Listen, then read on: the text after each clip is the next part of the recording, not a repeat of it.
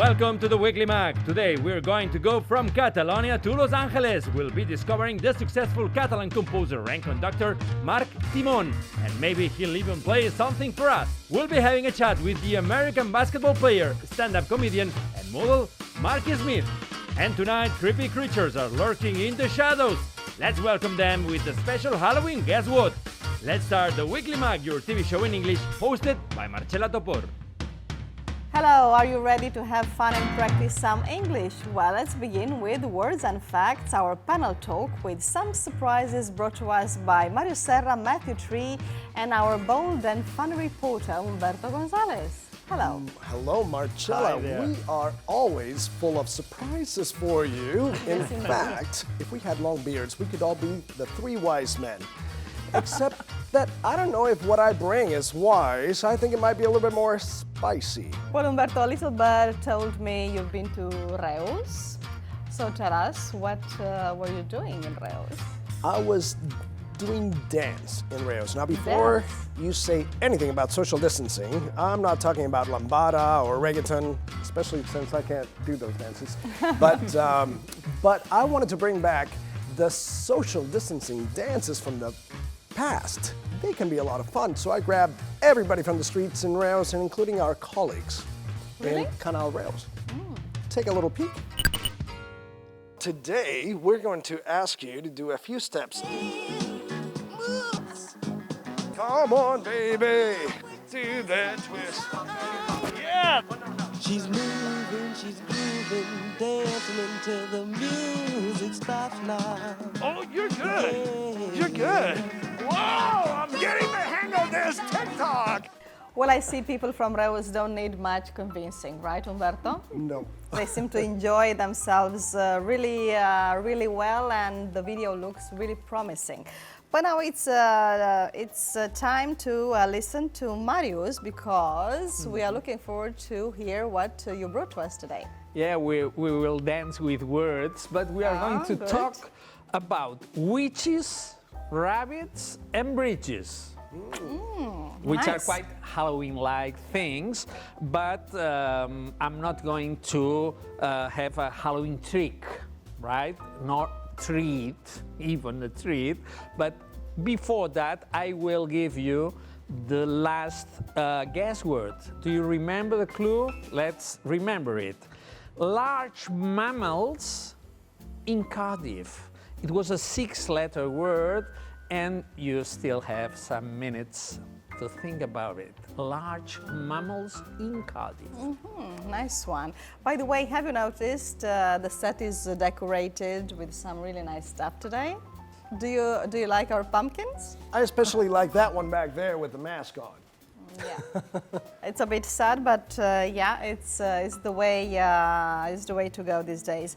In the meantime, let's discover another unexpected international Catalan connection with Matthew Tree. Matthew, what are you going to tell us today? What story? Nothing about Halloween, because Why not? no, because I didn't have Halloween as a kid.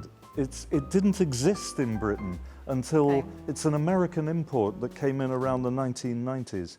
So no, I'm not complaining about it, but it just wasn't there, you know. So I find it so odd, this Halloween thing, because it's not a tradition I was brought up with as a kid at all. No, I was going to talk about something a bit closer to home. Crema catalana. Yummy. So nice. I notice you all live in Catalonia, so you all know what crema catalana is, right? Yes. Okay, Yeah, so how could we not know? What is it? What is it, though? It's something with burnt sugar. On top of it. On top. Okay, something with burnt. Anything else? It's a dessert. Okay, it's a dessert. Made with milk, eggs, sugar, and well, these are the main ingredients. That's right. I've never I've never and I could made add, it, but I guess it also has lemon, cinnamon. It can be and cinnamon sometimes, but I could add some of my best friends called Giuseppe give us this cream by his day, because it was first the cream of San Giuseppe. you know. Yep. And As I was about to explain just now. oh my God! Okay, Doesn't matter. I didn't read It that. doesn't matter. The main thing is it's actually served all over the world, but the weird thing is it's not, in most places, it's not called crema catalana, it's called crème brûlée, which is the French name for almost exactly the same Like burnt cream. type of dessert, which is weird because the first recipe for this dessert ever appears in Catalan in a cookery book called the Book of Sansoví, which was brought out in 1324, and it pops up again in another popular Catalan language cookbook, the Llibre de Coc, in 1520.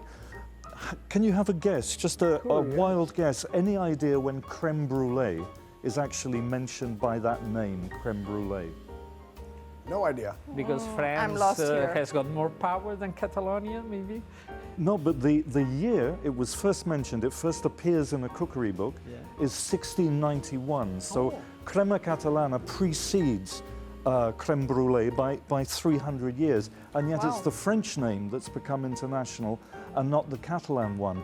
And in fact, this is now a rhetorical question because the reason Marius just mentioned, it's because originally crema catalana was called crema de San Josep. It was only served on St. Joseph's Day, which is the 19th of March. And that was a Catalan tradition which obviously was not observed in France. So I'm sorry for the spoiler, but in fact, lots of my friends call Giuseppe because some of them still work as carpenters as well. They are very traditional, and it's a big feast. Every single San Giuseppe too, they maybe serve crema de San Giuseppe for 100 people. And we all go there for a great, a big feast. or you used to, let's say. Well, I'll still do. Well, not this year. Not this year, maybe. Not this no. year, in March, not this year. So it was called crema de San Josep, and there's let's say a legend that the name changed, or it was given crema catalana, because in the 18th century a bishop visited a convent and he was offered this particular dessert. It must have been on St. Joseph's Day, and he was being very greedy, bishop. He wolfed it down. He ate it very quickly, and it was so hot he yelled out in Catalan, crema, crema, which in Catalan means it's burning hot. It's burning hot. It sounds like a little legend. No, it's just a load of bollocks, Marius. No, it's not true at all. But it is a fact that there are now 2 international restaurants. There's one in New York called La Boqueria, which serves genuine crema catalana, and they call it crema catalana. And oddly enough, in Singapore, there's a restaurant called Foc, Fire, run by a Catalan chef, Nando Jubain, which also serves genuine crema catalana and calls it crema catalana. So it's there in New York and Singapore and probably several other places as well. Now, is there a difference between creme brulee and crema catalana? There's a very small difference in the way they're made in one of the ingredients, but it's basically, it would be quite difficult to notice the difference if you had the two put in front of you. But it depends sometimes if it's more crusty, if you apply more fire to them. You say, I want it more burnt or less burnt, like it was rare for a fish or for a meat. You can say, I would rare or well done. With crema catalana, you say, I'd like it very burned, for instance.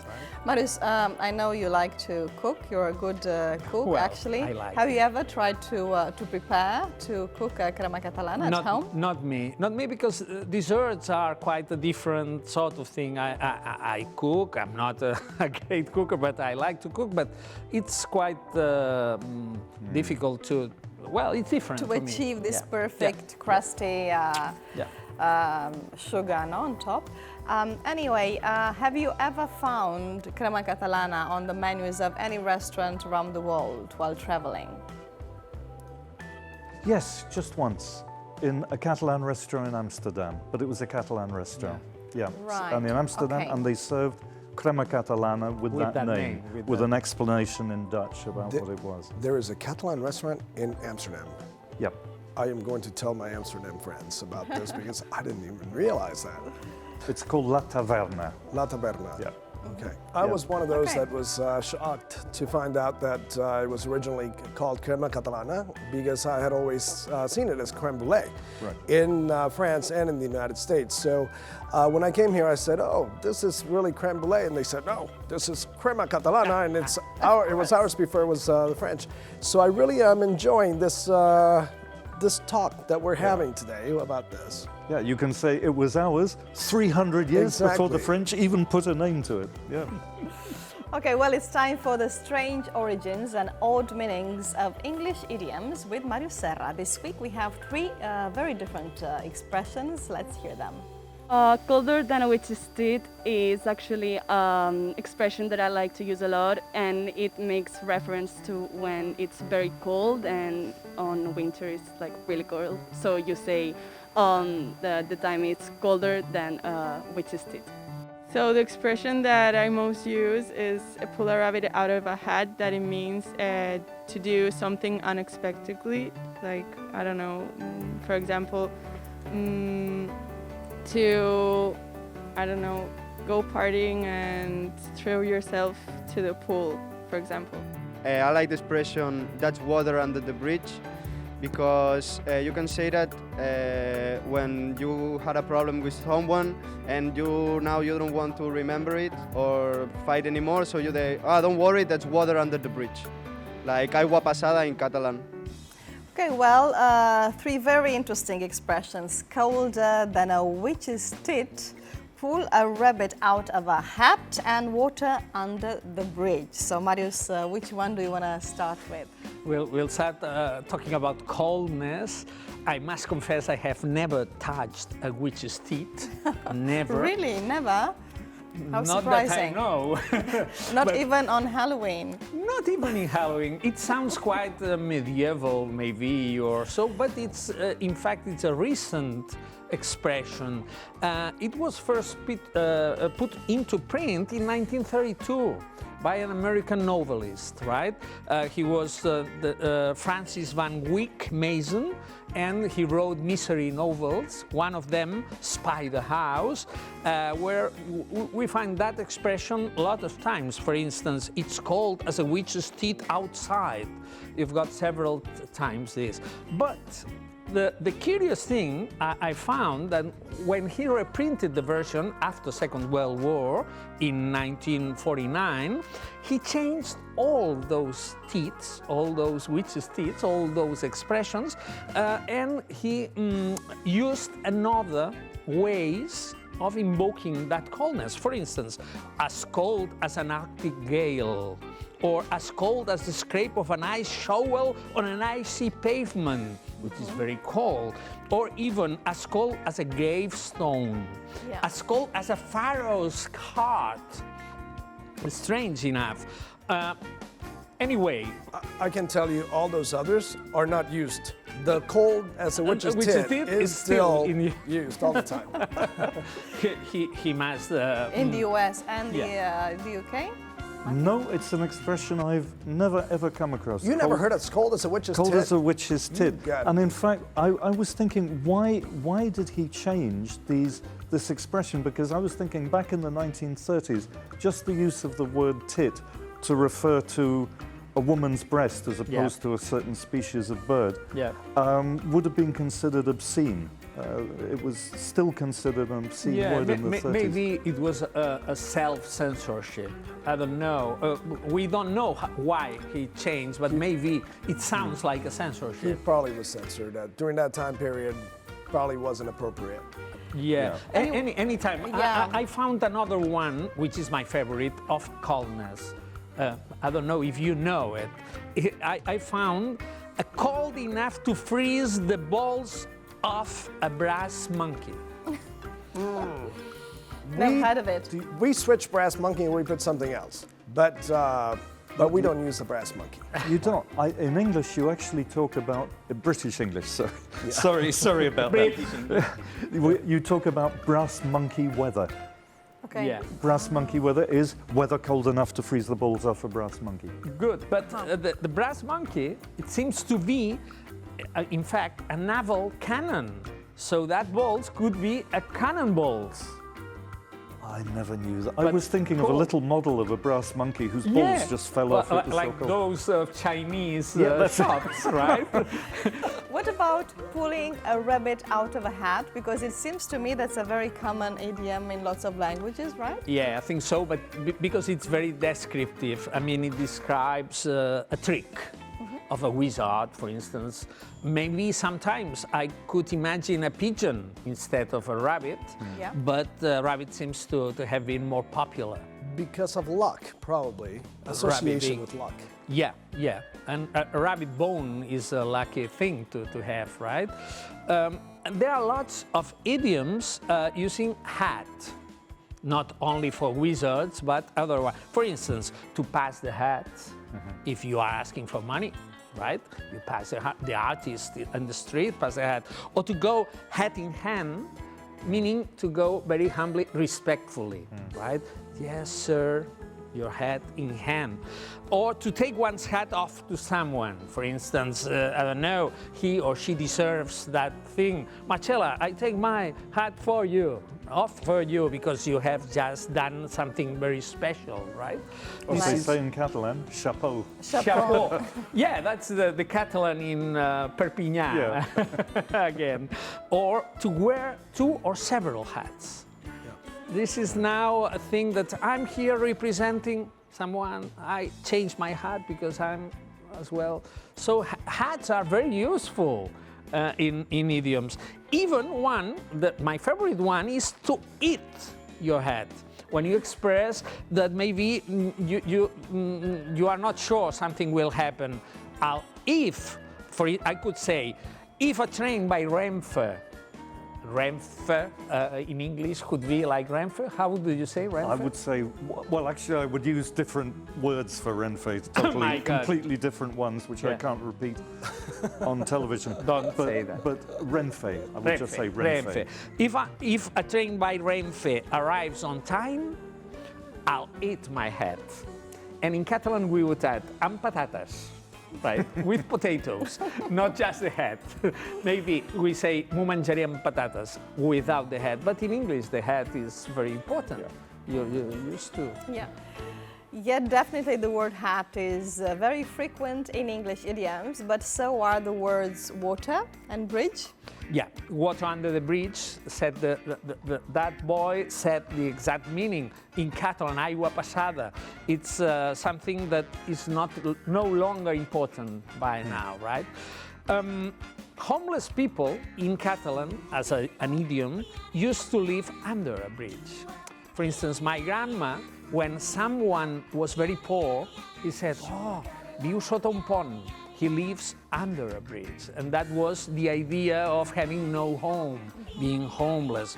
But now, and in English, we build bridges when we try to dialogue, for instance, or to keep your head above water means, in spite of economical difficulties, we still keep our heads, right?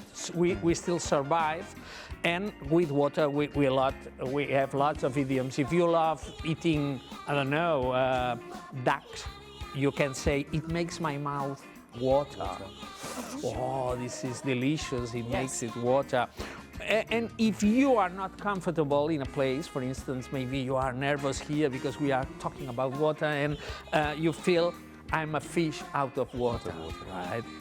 And finally, my favorite one, as the great Bruce Lee said, be water, my friends, be water. Yes, indeed. Well, I don't know if Umberto has ever found himself in a situation where he tried to be water while recording his videos. Well, I didn't try to be water, but I do have a favorite phrase with water that I do say to people I interview sometimes if they happen to be tall and attractive. And that is, you're a tall drink of water. That means that you're tall and you're very attractive. So I have used that when I've interviewed some people. Drinking water means to be attractive? You're a tall drink of water, or you're a tall glass of water. You can use I both see. of those. Did you invent that? No, Or no, people that's say that. American. That's amazing. You got to come visit us. Yeah, think I definitely, Matthew. Anyway, this time your video, Umberto, is about distance dancing, right? So what did you do in Reus and what is distance dancing? Well, I tried to actually bring back those dances that were so much fun in Reus, and I tried to involve the people of Reus and tell them that you can still have fun with distance dancing. You don't have to dirty dance anymore, and you will have to look at it. Hello, how are you? We are here in Canal Reus TV and today we have from Weekly Mac, Umberto. It is so nice to be here today, and I am here to ask Gerard Coca about TikTok. One of the most famous moves these days on TikTok, you start soft, and then you have to do like a crazy move. A soft move, y'all. Whoa, I'm getting the hang of this TikTok. Oh my God.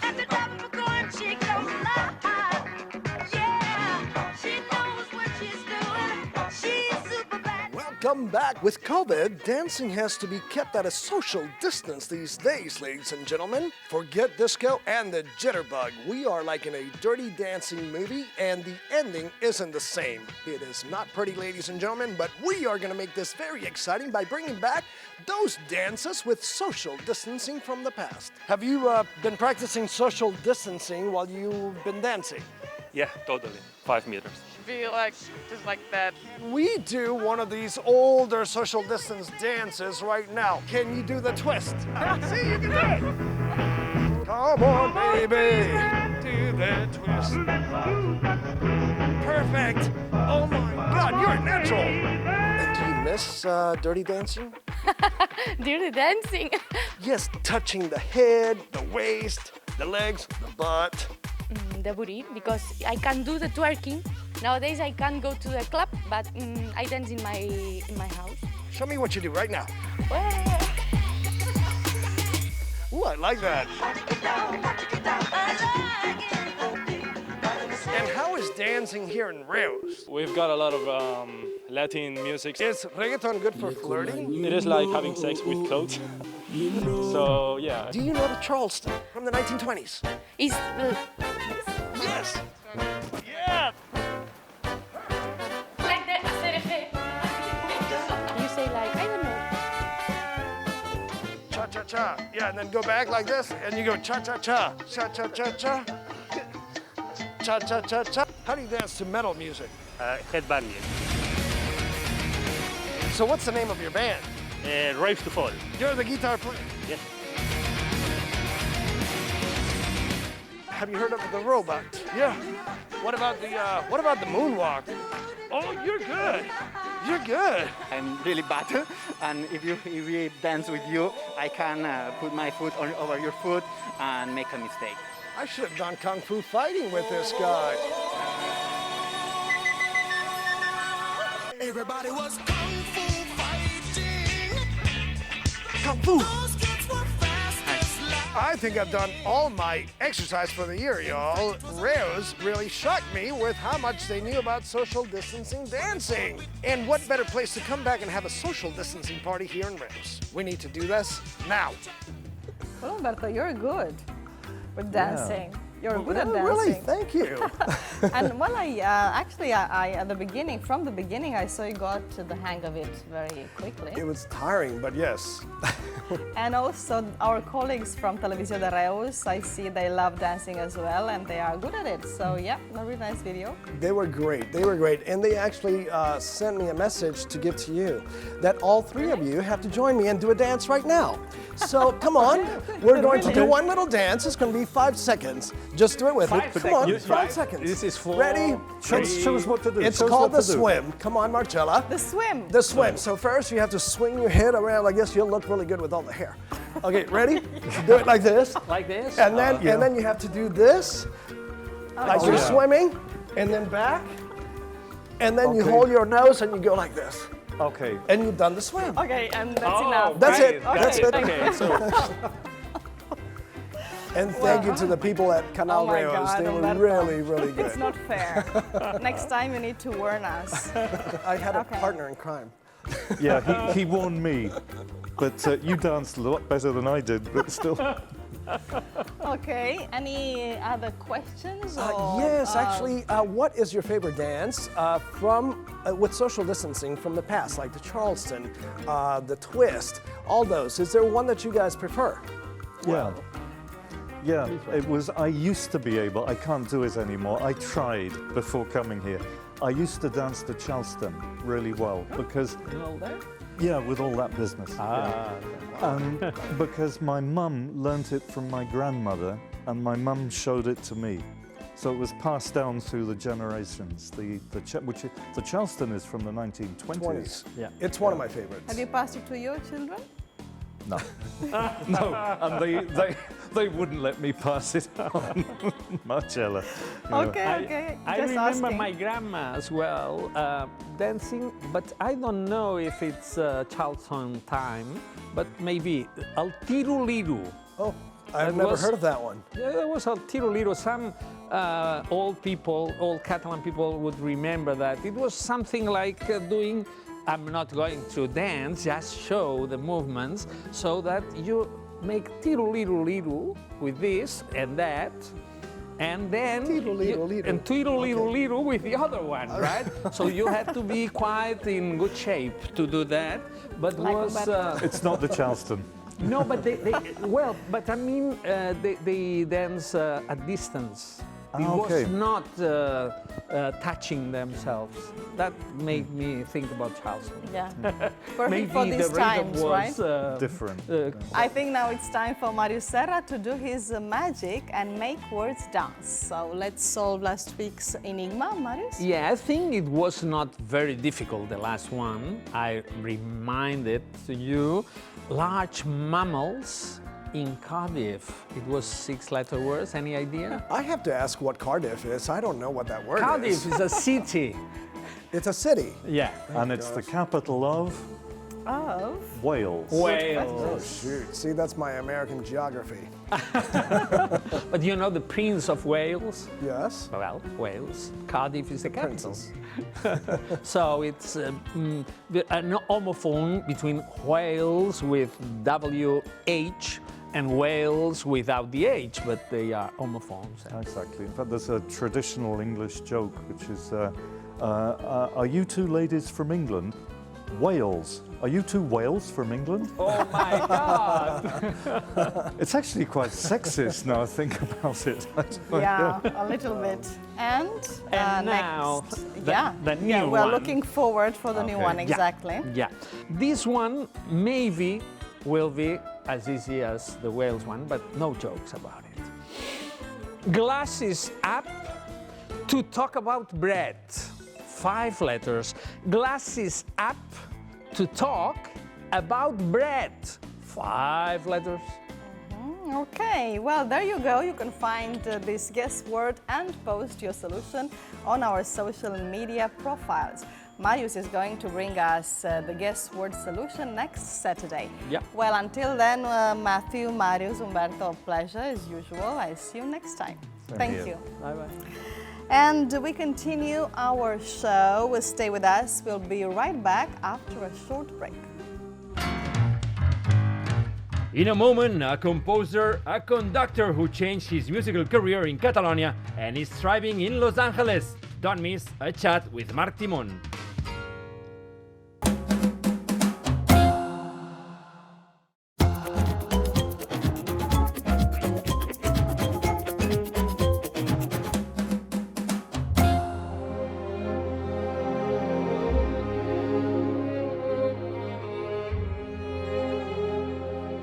The composer, conductor, and also writer Marc Timón started a new life in the United States, where he has built a successful career as a soundtrack composer and orchestra conductor. A professional leap that led him to Los Angeles, where he has lived and worked for over 5 years. On top of that, he's been appointed the Palau de la Música Catalana's guest composer for the 2020-2021 season. Well, Marc Timón, it's a pleasure to have you here with us at the Weekly Mag. Thank you. Thank you for coming. Well, if it weren't for the virus, for the pandemic, you would now be in Los Angeles, right? What would you be doing right now? Honestly, I think I would be in Santa Monica on the ocean, watching the sunset, because it's one of the most wonderful things there. And alongside composing, it's one of the things that I do the most. It's really magic, and I'm really missing these sunsets there. So it's inspiring, no? As well? Yeah, it's inspiring, and I can find some kind of connection with California there, and then when I go home and I have to compose, I feel like fulfilled or happy to be where I am, so my music flows better. Do you think you're going to go back soon to the United States? I wish, but the situation, as we know, it's very complicated. The travel situation, the virus, so I'm just waiting and looking for be back there as soon as possible, because I have some projects there, but I have projects here as well, so we'll see. Nowadays, I think we just can think about next week. Yeah, exactly. Well, meanwhile, while being here in Catalonia, you haven't wasted your time. Like I said, you are involved in many projects, working on various interesting stuff, like the premiere of the documentary San Mao, produced by the popular producer Edmond Rock. And you've also been writing the score for the latest National Geographic documentary. So tell us more about these projects. Well, first of all, I feel so lucky to be the composer for this documentary San Mao, because it's a really beautiful project, an interesting project about this writer with a very intense life. And then working with these directors and working with Edmond Rock has been like a dream, because Edmond is not an usual producer. He's an art lover, and we had this great connection, and we did what we did in this film, I think, because of this artistic connection. So I feel really lucky. And for the national documentary, National Geographic documentary, I can still say much things, because I'm just composing the music, but it's about Neanderthals. And we'll see. It's a very interesting and challenging project, because I have to use other kind of stuff, other instruments, old or ethnic sounds. So it's very challenging. All right. Well, you like to describe yourself as a lover of film and storytelling as well. So how does that relate to your musical work? Yeah, everything in life is a story, a short one, a long one, an intense one, a black one, white one. So music, I think in my case, as a composer, I take reality and I condense it inside of myself, and I put it out in form of music. So I take these stories. Sometimes it will be, as I said, a personal story. Sometimes it will be a story that I see, but I'm a lover of these things that are happening in the world. We said before that you're going to be the 2021 season's guest composer at the Palau de la Música Catalana. Congratulations.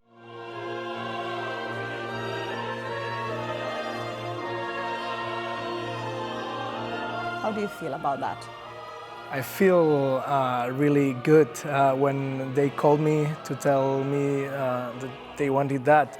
I felt really, I don't know, I feel still very young as a composer, especially as a classical composer, and I saw that like a very beautiful opportunity to explore other sides of my music, because the concert music is very different than film music, so it's a great opportunity to explore this more contemporary side of my music.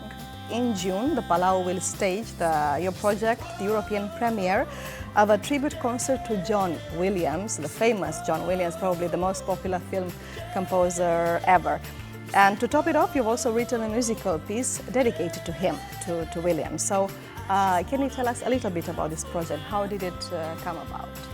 Well, I feel like a kid in front of this project because I love John Williams, and it happened in Los Angeles that I went to a concert and I met Gloria Cheng.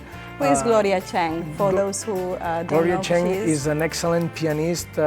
She has played many pieces from John Williams.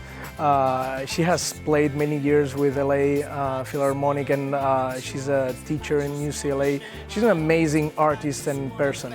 So I met her and we spoke about Barcelona and Palau de la Música, and she told me that she would be so happy to perform here, and we talk about John Williams, and you know, it was one of these cases that everything seems aligned. together, yeah. And just the day after, we contacted each other again to talk about this possibility, Yeah. and she was really excited for that, and I couldn't believe it. But Yeah, it's pretty then, amazing.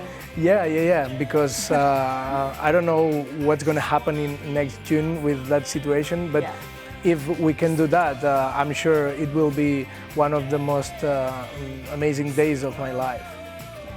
Wow, looking forward to it. Let's talk a little bit about your life, because before moving to Los Angeles, you stood out as a sardana composer and a soloist for the Copla Sant Jordi Ciutat de Barcelona. So I would like to know, to what extent did this background help you to compose film scores? Well, there's a story which is a little bit funny, because when I started being a musician when I was like 12, I didn't like sardana. I didn't like to go play sardana, the traditional sardana. I just loved John Williams, E.T. I loved Debussy as well, but I loved film music, so I started composing a sardana which could sound like film music. So that's my beginning. I never decided to be a composer. And then sardana has been with me all my life as a soloist and as a composer. And now I feel that copla and sardana have been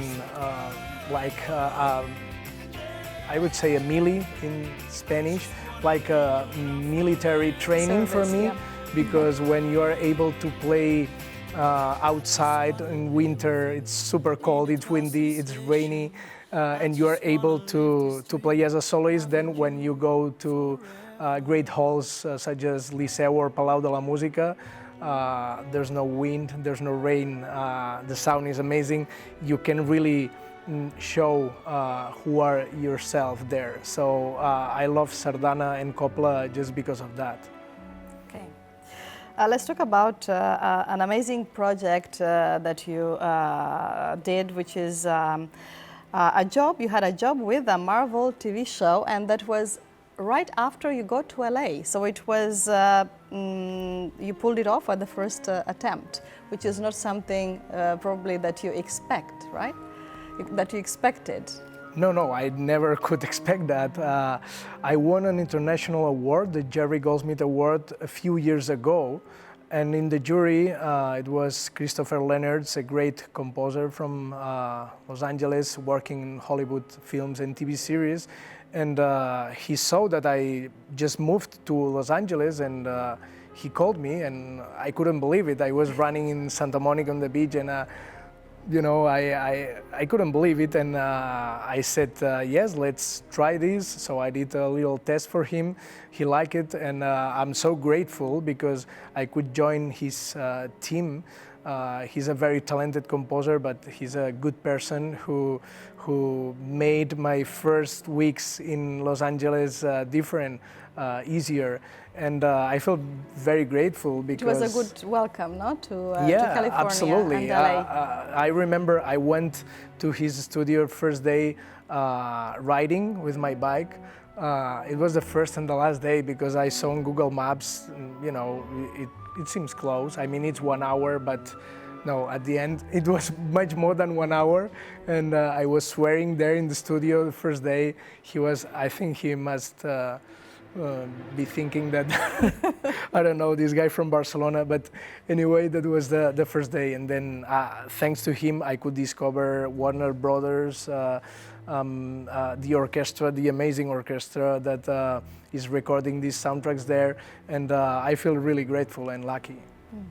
I know you have many anecdotes from the city of the stars, LA, I mean. So I know there is one with Randall Kleiser, the director of Grease. So what happened? Well, it happened that one friend of mine from Spain, I had to return him, I don't remember, maybe a book or CD, or I don't remember. So he gave me an address and he told me, I'm working here in a project, so if you can come here, we can meet here. And I went there, and he was working with with the Grease director, and I met him there, and it was a party that evening, and they told me to stay, and I don't know, it was really curious talking with him. He seems a really happy person, and yeah. It was one of these many anecdotes. Yeah, anecdotes. You could write a book, there in LA. I'm sure. Yeah, so far with 5 years, yeah. Okay, well, we'll keep on talking with Marc Timón about one of his latest projects after this language tip. Guten Tag. Wie geht's? All is good? That is the extent of my German, I'm afraid. However, in English, we do have a few German words that have crept their way into the language. Not as many as French or Italian, but still quite a few. The first one we have is kindergarten, or kindergarten as we say in English. Kindergarten is probably the most popular word we use because it's where we send children, as you do in Catalonia, before they go to primary school. They go to kindergarten. The second German word that has crept its way into the English language is leitmotif. Leitmotif is a musical note which shows up repetitively. It is a fixed musical phrase, such as the one you're just about to hear. Yes, exactly, him. All right, the next one we have is Poltergeist. Now, you might remember Poltergeist as being the name of a movie back in the 1980s. Come to the light, Caroline, was one of the famous lines. But Poltergeist is very simple. It's a ghost, a typical ghost that comes into your house and moves the furniture around. Then we have diesel, or as you say in Catalan and Spanish, diesel. But we don't say diesel. We say diesel because diesel comes from the word from diesel engine from German. Okay? Obviously, great car mechanics such as Volkswagen and Audi, etc., use diesel engines. And finally, one of my favorite words, Uber. Uber is a funny, informal preposition. We can say, for example, uber funny, which means super funny, or uber exciting. It's very exciting. So, have an uber fantastic trip on the rest of the program. Thank you. And now our collaborator from Televisió de Girona, Georgina Arnau, is going to join our conversation because she discovered another side to Marc's musical career. Right, Georgina? Yes, Marcella, Marc, thanks for having me. It's a pleasure, very first time here. And yes, Marcella, you are right, because you both have been talking about classical music and also music for films.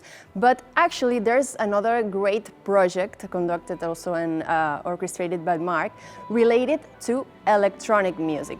On this previous program, the American artist Chipper Cook mentioned that he was one of the singers of Maestro. Yeah, yes, Maestro, it's a great show. Yeah, so, well, guess who the musical director and orchestra conductor is? Yeah, we can imagine. He's right here with us, but first, let me show you some footage of it.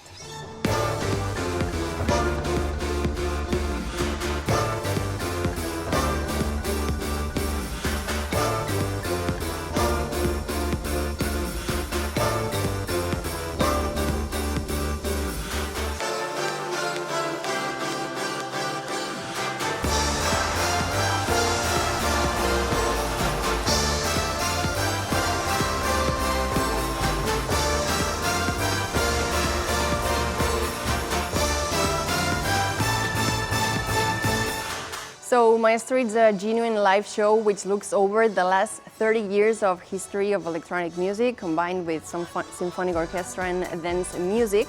The premiere was at the Gran Teatro del Liceu in 2018. Right now the show is still on tour, but now it's on standby because of the COVID situation, of course. Yeah. But there's my first question. Here's my first question for Marc, because that was the very first time the Liceo premiered a show with dance music, and you, of course, were one of the culprits, right? Yeah, that was so amazing. Flash FM, Xavi Escolano, the director of the show, called me and he asked me, alongside Jaume Sabater with the G Orchestra, if it was possible to join symphony orchestra and electronic music. And I said, of course, it's possible. I love dance music, house, techno. I'm a huge fan of this type of music, and my training is classical, so it was perfect for me. And when they told me that we would do that in the Gran Teatro Liceu, I was like, that's crazy, and it was crazy. So Marcella and people at home, of course, let's imagine over 100 musicians and DJs on stage, every one of them with their eye on your button. That was, of course, a big responsibility, but also, I think, an adrenaline rush. What does conducting mean to you? How it was to be in front of that amount of musicians and, of course, the audience behind you? Yeah, well, I always thought that conducting is the closest way for a human being to be a magician or a sorcerer, to be Harry Potter, you know, because with a baton you can manage so many things. It's really amazing, because I think the conductor is the person who puts together the energy of the musicians, of the audience, of the music, of the score together. And that's an incredible sensation that there's no anything in this world similar to that thing. So in the case of Maestro, it's even bigger, because the orchestra is huge, all the lights, the video, the audience is crazy because they love this music, but they never listen to this music in this way. So for a conductor, it's a big pressure, but at the same time, it's the best gift. Yeah, I suppose so. But I also wonder how different conducting a project like Maestro is from conducting a classical concert, for example. Maybe it seems it's super different, but it's the same. It's about taking this energy, this musical energy that comes from the score, and create this communication between all of us. In classical music, it's maybe more intimate, not as extrovert, but for me it's the same. It's to bring to the life, because music is not tangible. Music is in the score, in our heads, but for me it's the same. There's another question related to musicians, because I don't know, but orchestral musicians are not used to playing this kind of style or this kind of music.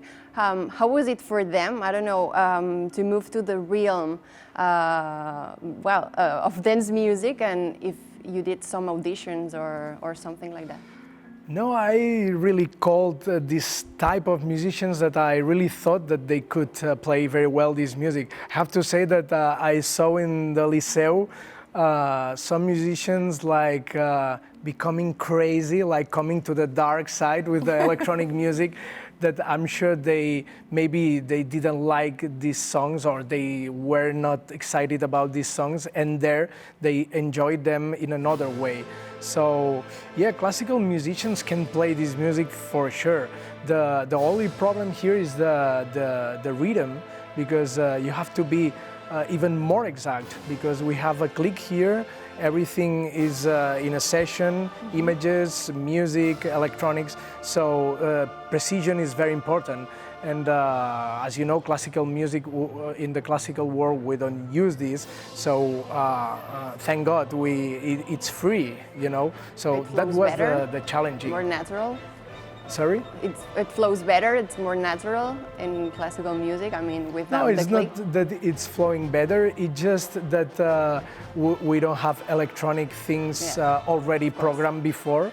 So if you play on the top of it's like the train, you already have, you have to follow this path, and you cannot, with the rhythm, you cannot doubt, because then it's gone. Okay. Well, we know that Maestro, unfortunately, has been paused because of the virus, the coronavirus. But tell us if there are any dates, any specific or definite dates for any future concerts. Yeah, there's a date next summer in Cap Roig Festival. Okay. I'm just every day looking for it. Praying. Because because you can imagine this show at Cap Roig. Amazing. It's amazing for all of us, not just musicians and me and all the team, Xavi Escolano and the other people, Xavi Barranquero and David Gauza, who are the electronic music programmers.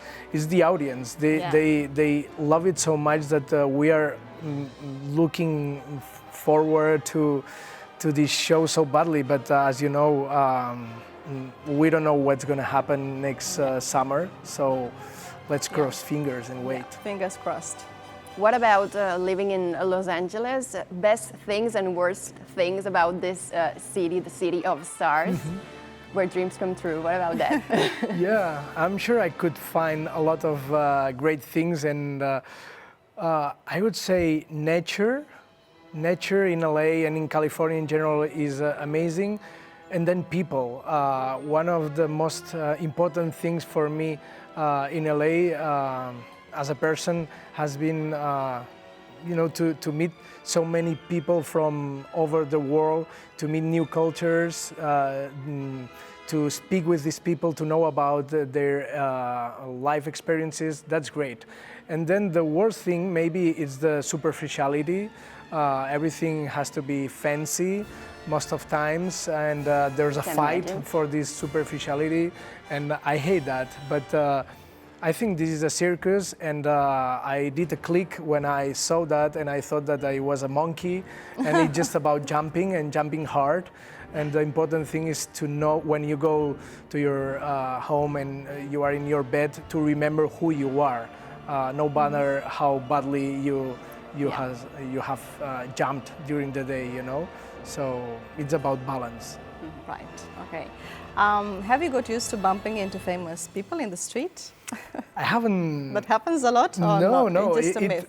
it didn't happen to me, but it happens to some of my friends. Well, I have to say that I'm always walking concentrated in myself, my music or the nature, and I don't pay attention, Maybe I crossed famous people and I don't see them or I don't pay attention to them. And this year to 2020, well, it has proven very tough for the cultural industry in general. So how do you feel about it, and what is the situation for you?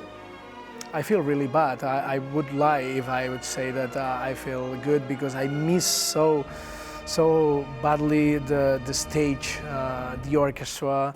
But at the same time, I know that I'm a privileged person. I know that I'm a lucky person, and every day when I feel bad, I think that I have to be grateful. Anyway, I think we are seeing that culture is not as important for human beings, because culture is being cut, and for us, for the world, we are showing that we don't need as much theater, cinema, music. And I think it's a mistake, because this is food for our soul. We need to take care of our bodies, our physical bodies, but at the same time we need to take care of our souls. And with this pandemic, I can see that we are not doing this because we don't care about that at all. And I'm a very spiritual person, and I think it's a shame, because human beings have a big capacity for this spirituality, and we are not doing it, but it's a world, it works like this.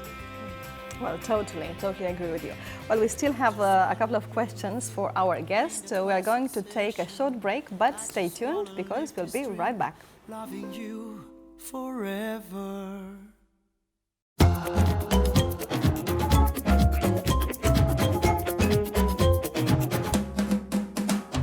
Okay, we're back with the composer and conductor Marc Timón and our contributor, the journalist from Televisió de Girona, Georgina Arnau.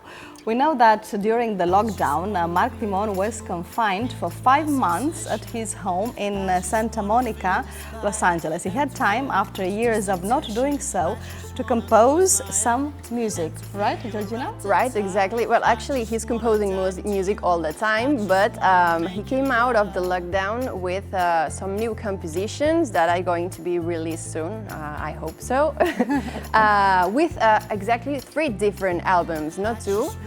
Piano album with some very minimalistic tracks, now you're gonna explain us well. Another pop album where for the first time you will join your music and your voice, and another album with Catalan songs. I think it's, I don't know if it's right, but I think that's the point.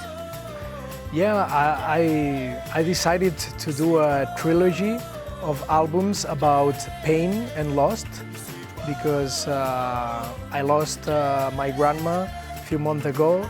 I lost my cat, and with the pandemic I felt really connected with death.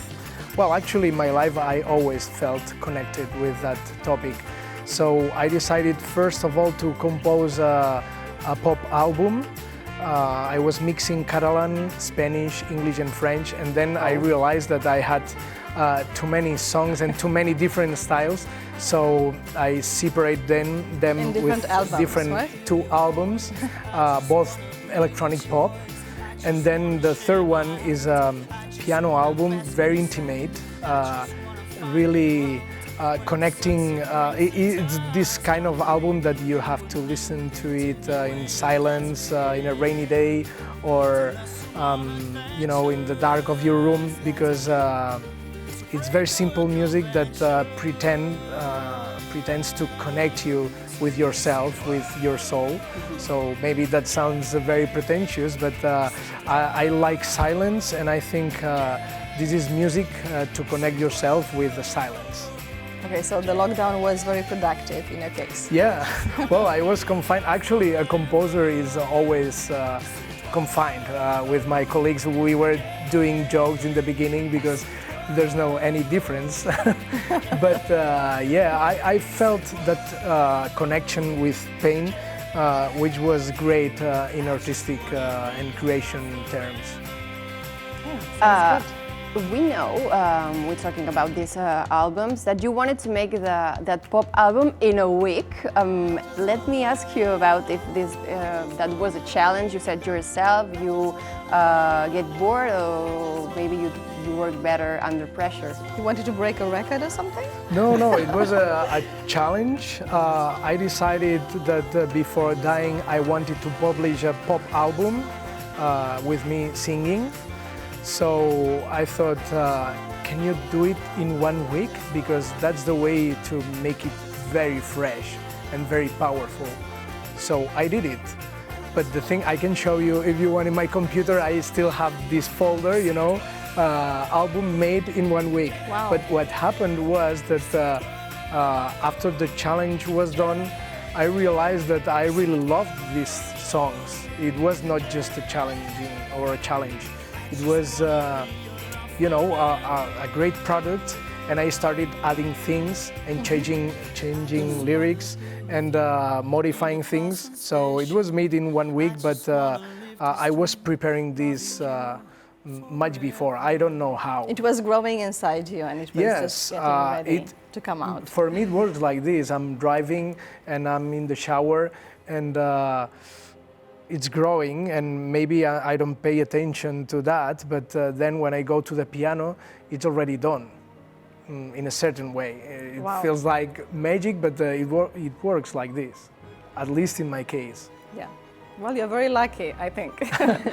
But we're running out of time and we like to finish our interviews with the question chain. That means there's a question for you from our last week's guest, in this case the architect, pilot and photographer, John Tugores. Let's have a look. Hi, my name is John Tugores. I'm an architect, pilot and aerial photographer. And the question for the next guest is, when do you think that we'll end using our personal cars in the city? Well, as a nature lover, I hope soon. As a composer, I'm composing a lot in my car, a lot, in the shower and in the car. And the piano is the third one. So all the time that I spend, for example, in Los Angeles, in these traffic jams, I'm composing or I'm listening to music and feeling inspired. So I don't know, now I feel this contradiction, but for our Earth, I hope that's going to happen really soon, because I think we are not doing good with many things in that sense. Mm-hmm. Well, let's hope we all learn something, no, from this pandemic, and we are going to at least try to change things. Well, and we asked Marc Timón, right, Georgina, to play and sing one of his new songs for us, one of the songs that you mentioned before, and he's been generous enough to humor us. So, Marc, the big question today is, what are you going to play for us or sing for us? So I'm gonna sing. Actually, it's a premiere. Okay. I'm gonna sing. We're very happy about that. First time. I'm gonna sing a song called "Let Me Hug You Once Again." It's about friendship and it's about the love between unknown people. How unknown people can be more important for us sometimes than our loved beings. Okay, well, Marc, we are really looking forward to listening to this song. Thank you so much for coming today. It's been a great discovery for us and a great conversation. Thanks so much. Thanks for having me here, and good luck with this situation with the virus, and see you soon. See you soon, hopefully, and thank you so much, Georgina. A pleasure. Until next time. Halloween, night of ghosts, monsters, zombies and weird creatures, but none as eccentric or funny as our quizmaster Sergi Cervera. Stay tuned for our quiz, Guess What?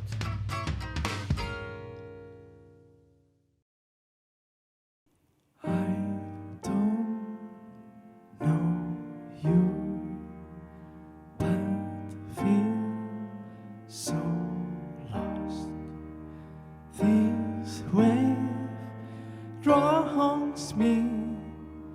These times are tough. I don't know you, but feel faithless. Noises ringing in my sick head. Let me hug you once again. Before you leave, tell me your name. If sometime I need a friend,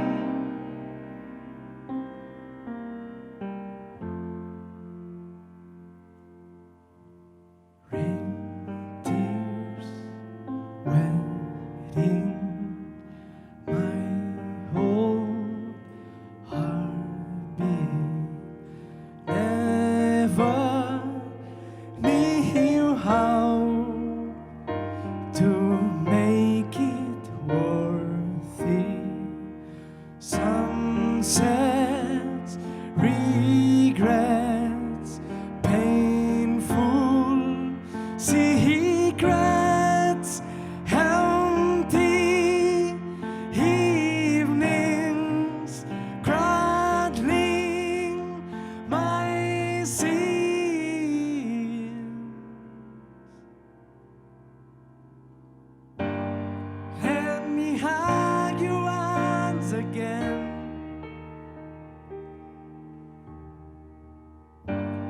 Before you leave, tell me your name.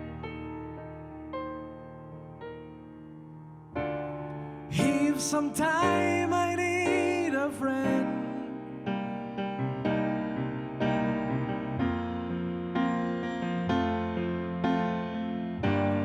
let me hug you once again. Before you leave, tell me your name.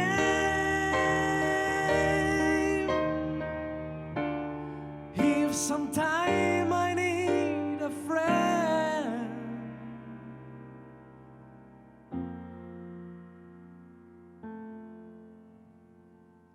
I don't know you, yet you feel close.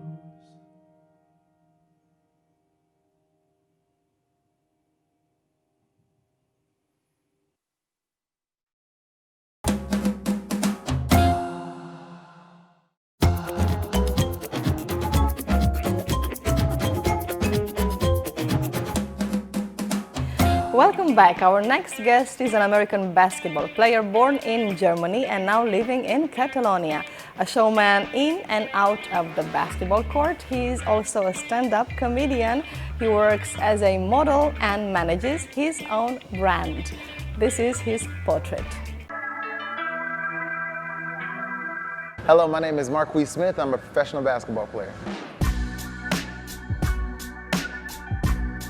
I was born in Heidelberg, Germany, because my mom and my dad were both in the military. So I left from Germany and I ended up leaving and moving to Chicago, lived in Virginia. I lived in Hawaii for about 7 years before moving to North Carolina, to Fayetteville, which is where I came before I was living here in Spain. Man, when I first came here, I was super excited. Just from an American standpoint, being overseas is like such a goal, it's such a feat, and being able to be here and like be like, okay, like, you know, you finally made it. And I don't necessarily say that I miss home, I miss the people, but I think that life is beautiful in all the aspects. So here being in Barcelona, I try not to think about missing home, more so experiencing it and enjoying this experience, because I know it's not gonna be forever. So I've been playing basketball for as long as I can remember. I started playing basketball at 2. Then when I graduated high school, I attended a 4-year university to play some more basketball. I think I played for 3 years before I stopped playing basketball completely. And then I just, like, a lot of mentors around me were telling me, hey, you know what I'm saying, you have a gift, go play basketball. Currently, I'm living in the central Barcelona. It's my first time in all the years that I've been here. I'm living in the center. I'm living in Champla. And it's lovely. So right now I'm not currently playing for a team. I'm currently looking for a team, but I'm doing a lot of trainings. I'm still working on stuff with the clothing line back in America and doing some events. I've been doing acting and modeling as well, and I got some commercials that are currently out. I got some commercials that are on the way, and I'm constantly getting ads and stuff and shooting new things every now and then. This is Next MVP, and this is everything that you need basketball-wise. You get it here. We got the full gym, we got 4 courts, we got all the different basketballs you can think, and we have amazing trainers and people that can help with all sorts of stuff with the basketball. So for people that want to jump, if you want to take your jumping to the next ability, you want to fly like me, you want to see what I do? The first city that I played in was Mataró. And it was an amazing experience, man. I was out there with some amazing guys. I got to play with Marc Rubio, which is a great friend of mine, and through him and the other success that I've had as a basketball player, I've been able to be in a very distinct position. We do, for example, during the summer league, we have like private practices and stuff that we do, and we have Ricky Rubio and Pau Gasol and Marc Gasol and maybe La Bamba's there. But being able to be there and play with those guys, man, is absolutely amazing. I've been able to create a relationship with Ricky Rubio, and he's very, very distinct. He's like no other person I've ever met, just because it's pure love, you know? Because the way you guys do basketball here, there's like dunk contests here, dunk contests there. So yeah, man, amazing experience. I remember when I first came here, I was like, it was my first opportunity. We played in the national tournament, and it was my first opportunity to get out there in front of the crowd, and it was the dunk contest. I'm the funniest ficker, the 2019, 2020 funniest stand-up comedian here in Spain. So I won the competition in the end of October last year, and it's awarded me different opportunities. I do stand-up regularly here in Barcelona. Every now and then I fly out and do shows in other cities. I look at the world as like my canvas, right? And so every different thing that I do is a part of the art that I consider Marquie Smith. Different opportunities for me to express my art. And here in Spain, you guys call that a showman. I call it having a good time.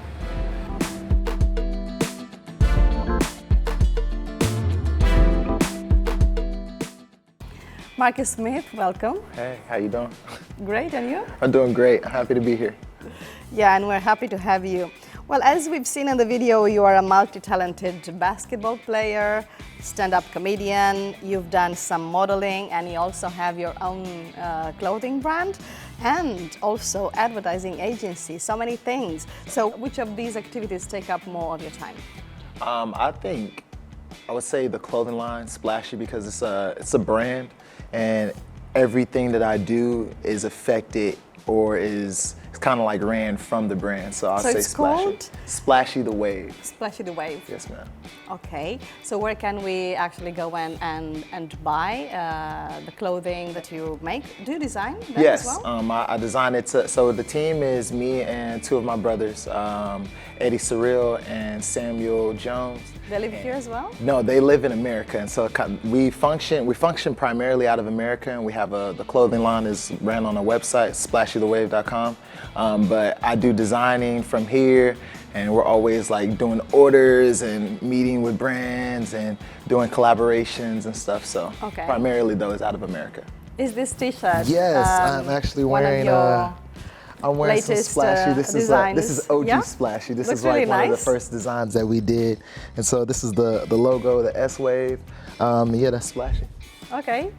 Well, congratulations. And let's move on. Let's see. You arrived in Catalonia only 4 years ago from North Carolina, and so many things happened since then. Actually, like you said before in the video, you were born in Germany, but you lived in many places around the world.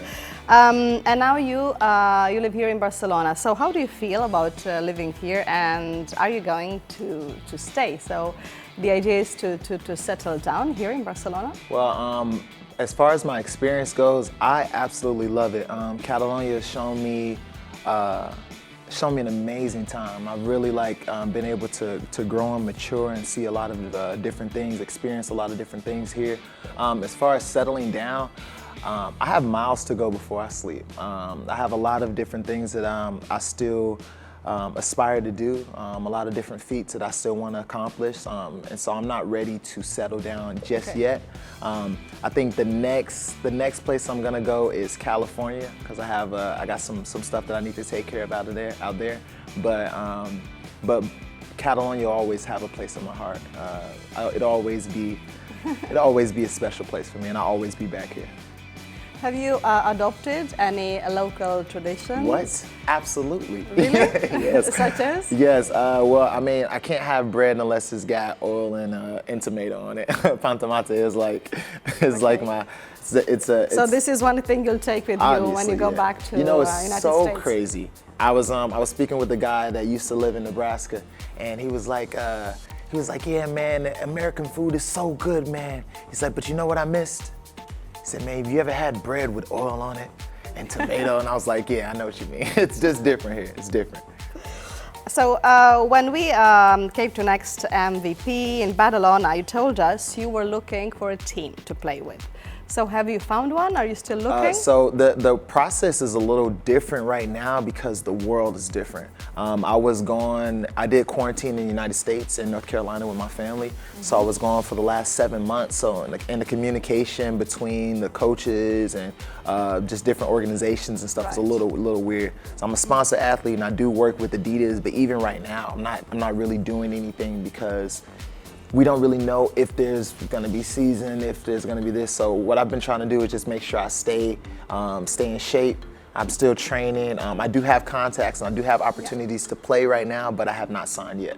Yeah, fair enough. What about your friendship with Ricky Rubio? I know he is, like you said, he is very special for you. How did this friendship start, and how is it going? Because it's a distance relationship. Yes, obviously.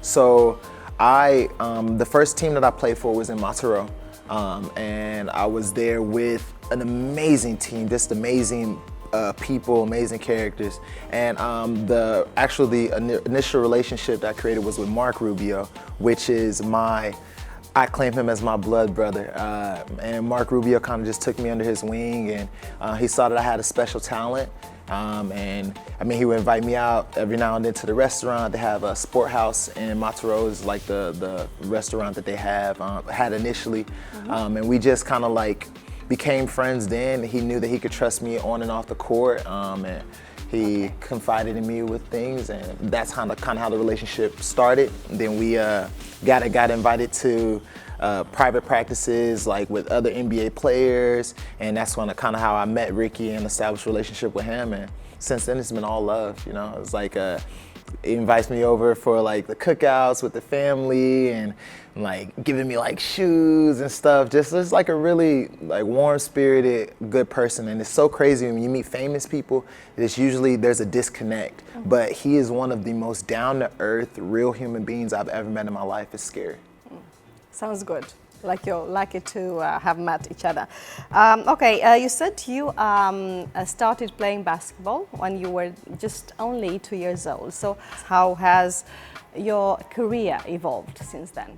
Well, initially playing basketball was, a lot of people say it's an escape, and I would say it was as well, but not in a sense where there was things that I needed to get away from. It was just a good pastime for me. It was nice. I was a super active kid, so basketball was a sport where I could do, I'm up and down. You got to play offense, you got to play defense. Then my dad was a basketball coach as well.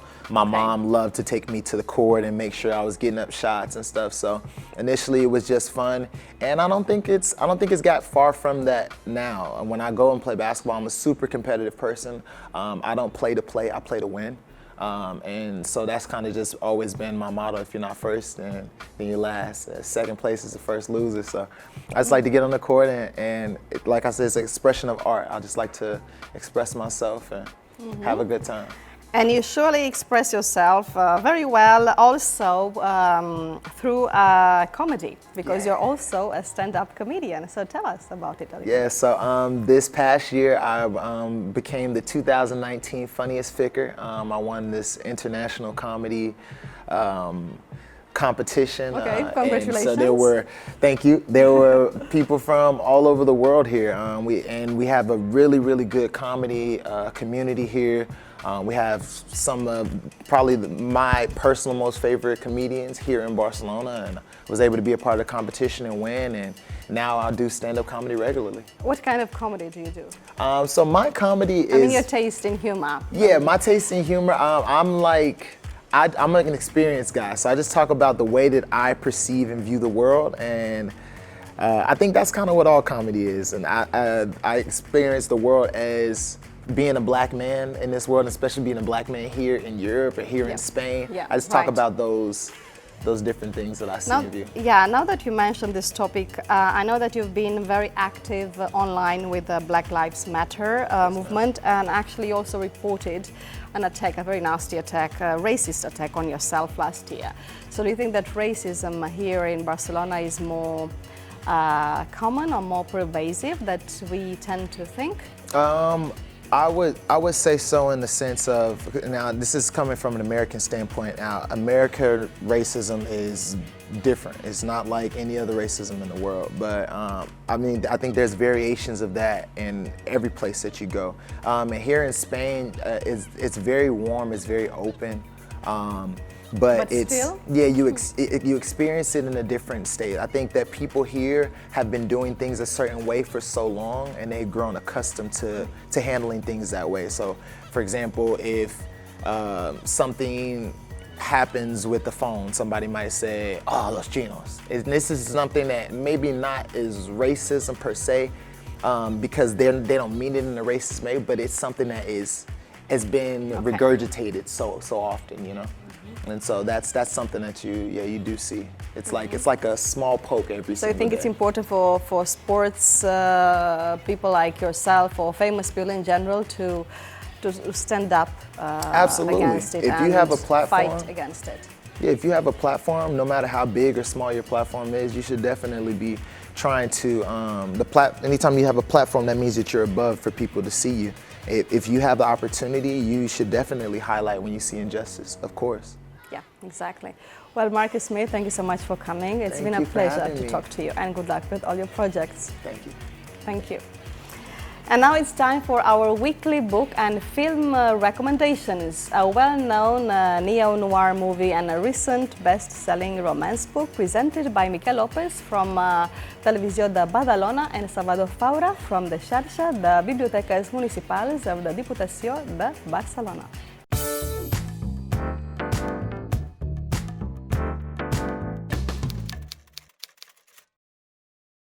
Helen Hong is a woman who lives in California and a person who was diagnosed with autism.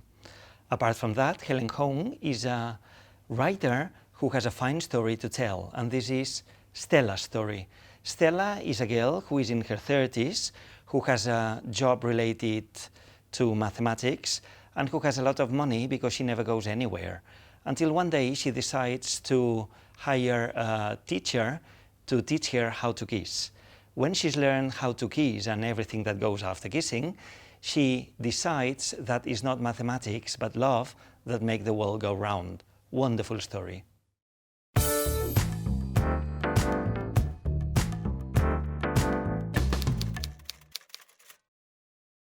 Chinatown is considered one of the best screenplays ever written.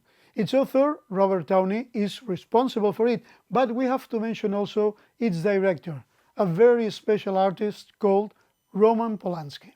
Both are the creators of a story that brings us to Los Angeles in the 30s.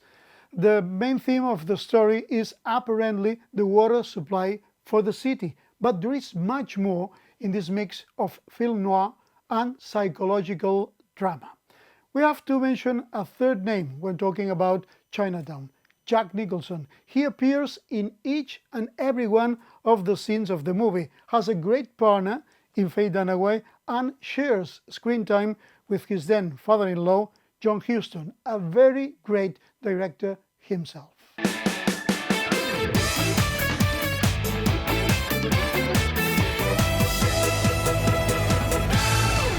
And we've reached the last part of the show and the most competitive one as well. So welcome to Guess What? Hello, Sergi. Hello, Marcella. Well, I do like your outfit today. It's alive, right? It's very cute. This, what is it, a pumpkin? Yeah, absolutely, and a skull as Very well. cute. Yeah, with hearts in the eyeballs, which I think it kind of defined myself somehow. It matches mine as well. Yeah, but we still have a lot to talk about costumes and how people look today. Exactly, we surely do. Yeah, so let's celebrate Halloween by competing and having some fun, right? You can play too. Don't worry for not getting a prize. Our competitors aren't getting a prize either. So let's say hello to our guest today. She is from Jamaica. She is a language consultant and the executive director of the Every Miko Foundation. Her name is Rachel Brown. We are so glad to have you with us today. Thanks for having me. Again, actually, because it's not the first time. How I'm are you back. doing? I'm great. Thank you. Glad to be here. We're pleased to have you here as well. Last time you were with us, you were working on your PhD, right? So how are things on that front? They're doing really well. I'm officially Dr. Rachel Brown. Congratulations, Dr. Rachel Brown. Thank you. Well, actually, we have two doctors today on the Yeah, set. absolutely. So yeah, let's say hi to our quiz addicts, Patricia Escalona and Matthew Murtha, a book publisher and a doctor, another doctor. Another doctor. In that case, in molecular biology. Is this really Patricia? Yeah, I left my other personality at home today. Looks great on you. It's always we good. have you're wearing this makeup. It's fantastic. It's not makeup, actually. This is how I actually look. So what they do is like try and, you know... Try not to lose Make today. me look normal. Otherwise, I'm going to make a lot of jokes. Yeah, exactly. Well, these doctors and Patricia have decided to use their brains to come and have a laugh with us. So hello, the three of you. Hi. It's an honor having you here. Thank you. Excited to be here. Yeah, absolutely. And well, without further ado, let's start with our multiple choice challenge. 1 point for each right answer, and tonight is Halloween. So it was about time I went out in the street and asked for some Halloween stories. Let's test your knowledge of fear with some stories told by some of our Halloween volunteers. Get ready, guys, because this is the first one. I am a person who's very scared of watching horror movies. And so there is this one day that I decided to watch the movie. I was in my sister's house and my sisters were in their bedroom sleeping, and I thought, why not watch it alone, because I'm always so scared, and I thought I should face my fears for once one day, but something happened. So, this girl is brave enough to watch a horror film on her own. But what happened to her? I'm gonna give you 3 options. A, she didn't find the film scary, but hilarious. B, she ended up calling a friend to have some company. And C, there was a blackout and she couldn't watch it. First time horror film watcher. Which one is the right one? I'm gonna say C. C sounds likely. Yeah. Sounds likely, right. I want to watch a horror film for the first time. Oh, damn, there is no power line. Always, yep. Okay, how about you, Matthew? How do you feel about it? I think that she watched the movie and said, "Ha, that's not how you kill somebody," and then laughed throughout. It's gonna be A. It's gonna be A, exactly. Hilarious. That's hilarious. I wouldn't kill someone just like this. With just a chainsaw, please. And how Amateur. How about zombie Patricia? Zombie Patricia. Zombie? You call me a zombie? I'm You gonna have something suck you here. dry, man. Sorry, don't get mad at me. Did you change your hairstyle or something? I think it's Dracula. It's a Dracula. Okay. Vampire? Yeah. Be more respectful. I'm not scared of anything, so... You remind me of a friend of mine, Patricia Scaloni. Yes, We right. should meet her. Brain dead. That would be it. You're dead too, man. So, what's your pick? Go for it. A. I'm gonna go for A. So she didn't find the film scary, but hilarious. Okay, let's check it out. What happened? I watched the movie like 10 minutes, and which was very scary. And when I was about 15 minutes, then the lights went off, and I was so disappointed because until now, never watched a horror movie. Well, at least she will be able to say that she tried. Yes, definitely. Exactly. So now for our second story, meet Adrià. That story involves a friend of mine. It was the Halloween night, so we decided to get some costumes on. He came with all black, with like stockings and all that stuff. And he had a bottle of champagne, a glass, a cigarette, mini lamp, and things like that, which was kind of weird. So, wow, what a costume, right? Yeah. Okay, so he was dressed up all in black with cigarettes, drinks, you know, the usual. What do you think he was up to? Option A, he was intended to sell drinks and cigarettes. Makes sense, right? Right. B, he was dressed as a one-night stand so he could chat up girls. And C, he wanted to have everything on him in case he was kicked out of the party, which is common as well. Yeah. Okay. You're overthinking today. No. Where is the Halloween excitement? Come on, drop it out. I'll give you some excitement. Where's the candy? B. I think he was B. dressed up as a one-night stand. I would have said a bar, actually. A bar the day after, you know, a party. Yeah, but this is not among the options, so you're going through the one-night stand. Yeah. Yeah, why not, right? Yeah. Yeah. Makes sense. I'm between A and B. That's it? I'm gonna go with B as well, though. One-night stand? Sounds like a plan. Interesting. Okay, sounds like a plan. Hello, I'm a one-night stand. Here, right. Let's talk. How are you doing?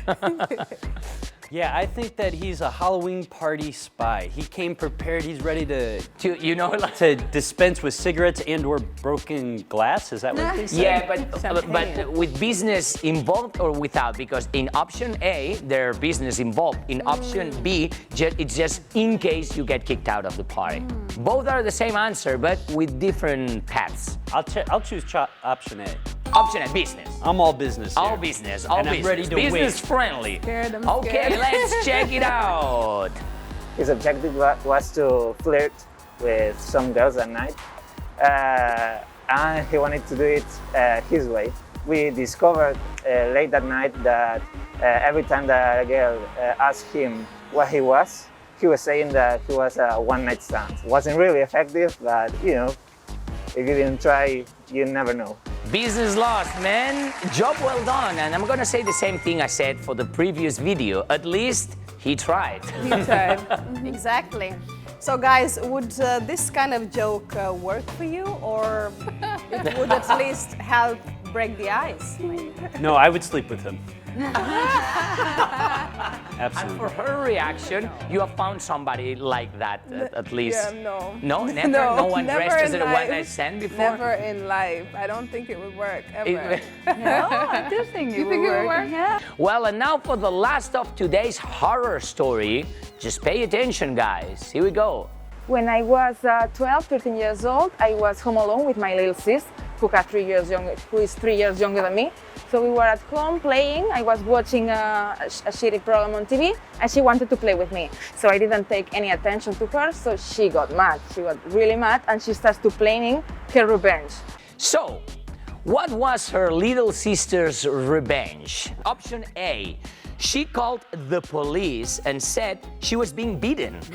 Wow. Wow. B. She took her sister's cell phone and texted swear words to all her friends. Oh my God. Wow. And C. She called her mom and said her big sister had fallen down the stairs and wasn't moving. Well. Well. I should know. I'm a little sister too, so. One of them is and true. that was terrible. Oh my Yeah, God. so just think, exactly. Just think, What would I have done? What would you have done, exactly? How would you react? I think I would have Calling texted. the police and saying that you got beaten, texting bad words to all the friends, or calling mom and saying that little sis wasn't moving. No. I would have texted swear words to Swear words. all Okay, of her so friends. you're going for B option. How about you, Rachel? Ooh, I'm the oldest of 3 girls. What would you scare the most then? So I think it's gonna be A. A. It's gonna be A. Don't underestimate little sister. Okay. All right, all right. And one of the most mean person in this studio, what do you think, Matthew? I don't know about that. Oh, no, it's definitely true. I'm going to have to say, as the oldest middle child in my family, always get mom involved. I'm going to go with C. You're going to go with That's C. right. Okay. So let's figure out what happened. And meanwhile, I was watching the TV. She called my mom to tell her that I fall down to the stairs, and I was lying on the floor without the capacity of move or even the capacity of talk. So my mom get so freaking out, so scared that she left the supermarket, running away. She took the car so fast she could have an accident, so scary. And then when she opened the door of my home, like, oh, Patricia, where are you? What happened? What's going on? I was like, Mom, nothing. I'm on the sofa watching TV. Wow. All right. As I said, the most mean person in this studio. Okay, nice little sis, right? What was she, Wednesday Addams? Yeah, probably. Okay, so what is the worst act of revenge that's ever been taken out on you, or the worst one that you have taken out on someone else? I once put my little sister's head in a toilet. What? Yeah. She locked As me I out. said, just as I said. She had it coming. She deserved it. She locked me out of the house. I broke into the house, and then, she needed to wash her hair, so I helped her. And you was mom involved? Oh my God. Yeah. How did it no. end the story? It did end with my mother involved and me being grounded for 2 weeks. Thank God. Yeah. Thank God, someone with common sense. Okay, let's hear the person who's ahead. Just a friendly reminder. Our guest today is ahead with 2 points. and you guys are behind with 1 point each. So what's your answer to? I'm gonna have to plead the fifth for this one. Honestly, my parents put the fear of God in me, so there is no way I would ever, nothing. Sure, Rachel, sure, we're sure about it. And Patricia? Any story we want to hear? Not revengeful or hold grudges. You just or look like anything. an unrevengeful person. She's got the look. Yeah, no, I just bite people whenever they. I like that, Patricia. I have to say that I like. To draw blood. Okay, next we're gonna go through the speech challenge round. 2 points for each right answer. But that will be after this language tip. Hey, so we have some verbs in English that describe transformation. Nearly all of them use the preposition into, okay, which implies becoming something different. So when you were a child at school and you studied about the cycle of life, for sure you studied caterpillars, which we know, of course, transform into butterflies. If you watched cartoons like me, then you saw the truck transforming into Optimus Prime, the Transformer. Turn into another story. The fairy godmother turned the pumpkin into a carriage, and then subsequently turned the mice into beautiful horses to bring the princess to the ball. Little bit more sinister, this one. Change into. The witch changed the prince into a frog. The princess subsequently kissed the frog and changed him back. This can be used with or without an object. And now we come up to my favorite, make into. Of course, when I go picking strawberries, what do I want to do with all of these strawberries? Of course, I want to make them into strawberry jam. There is one verb that we use that is not using into at all, and that is become. For all the other ones, as you can see the list beside me, we use into. And that's my tip for you. Have a good one. And we're back with Guess What? And we're about to start our second round, the speed challenge. 2 points for every right answer. And now we are still celebrating Halloween. So we've gathered together some fantastic creatures and monsters for you to make guesses about. We'll give you a short clue, and you give us the name of the creature. You all know how to do it, so make some noise to be the first to answer. This is about being fast and right. So if you are wrong, the other players get a chance. You got it? Yeah. Got it. Let's go. Okay, he has a horse, has no head. Matthew. The Headless Horseman. Exactly. That's correct. Very good. Okay, here you go. He has a gloved hand with razors. Rachel. That's gonna be Freddy Krueger. That is correct. Job well done. Yay. Full moon needs a walk. Patricia. Werewolf? Yes, That's exactly. correct. How organized was that? 1, You're 2, welcome. 3. Yeah, I'm impressed. A huge cephalopod octopus-like sea monster. What is a kraken? That is correct. Amazing. Okay. I don't know what a kraken is. It's the big octopus from the Pirates of the Caribbean. Intense. Well, it's a mythic creature. Yeah. Sounds scary. Nice guy. Nice, beautiful, yeah, exactly. cool guy. A big Transylvanian mosquito. Mosquito. Mosquito, kind of. Okay, it's gonna be Dracula. That is Exactly. correct. Count Dracula, a vampire. Are you calling Count Dracula A mosquito? mosquito. He's offended. What's the He's difference? offended. What's the difference? What's the difference? I agree. Look at Guys, victory. we're in the speech challenge, so That's get our ready. script right time, I'm Exactly. afraid. So let's continue. Born from a lightning bolt. What is the son of Zeus? That is not correct. He got alive from a... Rachel! Frankenstein. Absolutely. Frankenstein's monster. Thank you. Okay, Frankenstein's Yes, Frankenstein's monster. a wrapped up monster. Who is Mommy? Mommy, exactly.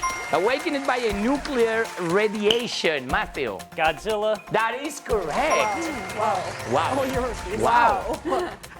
Vampires with no manners looking for human flesh. Patricia. Zombies? That is correct. That is correct. I was going to say Republicans. Tibet.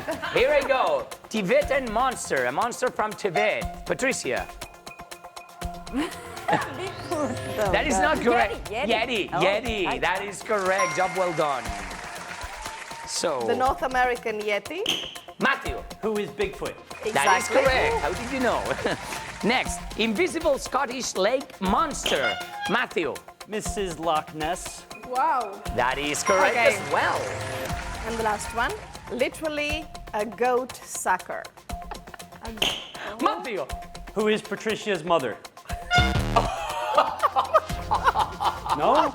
Big team, Patricia. Oh my God. Go. Mother jokes. Are you for real? Go for the him. goat sucker. That's correct. That's Exactly. correct. Exactly. Wow. Chupacabras. The chupacabras. Yes, job Okay, well done. so if you had to be friends with one of these monsters, which one would you choose? You can answer Matthew if you want. I'm gonna have my daddy come here and just like obliterate you. I was absolutely going to pick your mother as my favorite. Shut up. Whoa. She's very lovely. I'm going to allow a fight here. It's television. We need some drama. So, yeah. Blood. Amazing. You need blood, right? Yeah, I want blood. Yeah, I want blood. And I'm you're gonna ready. have some And you're meanwhile. ready for gift. Yeah. Yeah, you're ready for that. Okay, let's check the score. Matthew is impressively winning with 13 points and he is ahead. But then there is Patricia with 9 points and Rachel with 8, which means that we've got a lot to play yet. And to finish, we are going to leave monsters aside and play the lyrics challenge. I don't know if you are much into singing in the shower or anywhere else, Rachel? No, I dabble. The world is my concert hall, so. That's Wow. nice. Thank you. Just fall in love right now for a tiny bit second. Yeah? So let's remember how it works. Sergi is going to recite some verses For from you. a well-known song to each one of you, okay? And you can either guess the song title or the artist, whatever you choose or whatever comes to your mind. Exactly. And if you do, you will get 3 points. But if you don't, the question will pass to the next contestant and so on. Okay? So we're gonna start with you, Patricia. Lucky me. Yeah, absolutely. Listen to these wise words. Life is a mystery. Everyone must stand alone. Hey, I hear you call my name, and it feels like home. Madonna, like a bird or like a prayer. Let's Like a listen. prayer. Listen. Life is a mystery. Everyone must stand alone.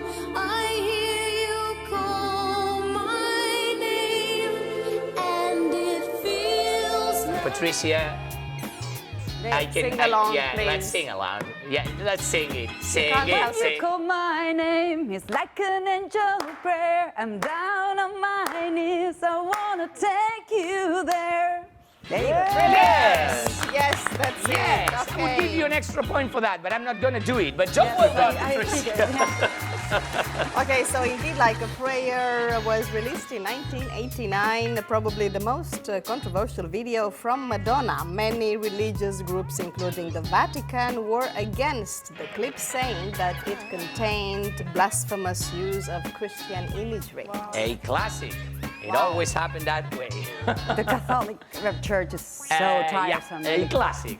Okay, let's get through the next song. Let's see if you recognize these verses. Born down in a dead man's town. The first kick I took was when I hit the ground. And up like a dog that's been beat too much. And this is from 3 to 1, going to Matthew. Are you going to try? You're going to try? 1, 2, 3, no, Matthew. I got nothing. What? Nope. You should. When you realize what's that song, you're going to feel guilty not to know. Because Patricia knows. And The River? The River by Bruce Springsteen? That is not correct. Yeah, it's Bruce Springsteen. And you Let's were born listen born the in song. USA. Exactly. Let's listen.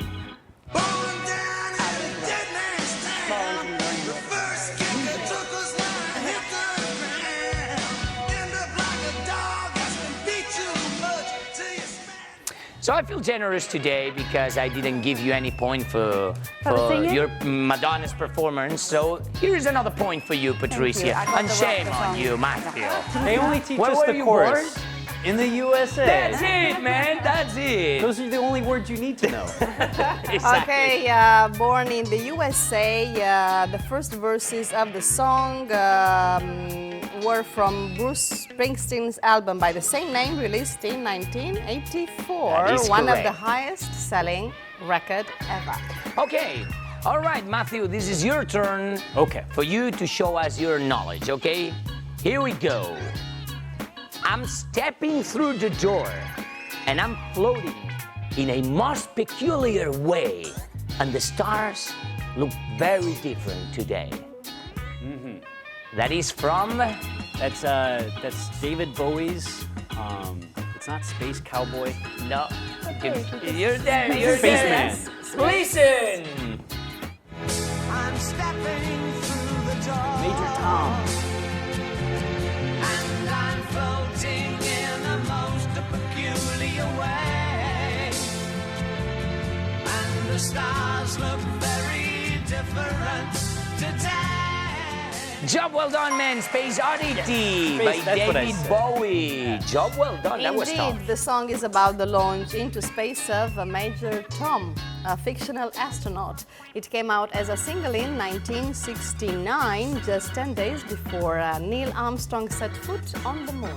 That was cool, right? That was very cool. Okay. Where the reggae songs? Where the reggae songs and the Afrobeats?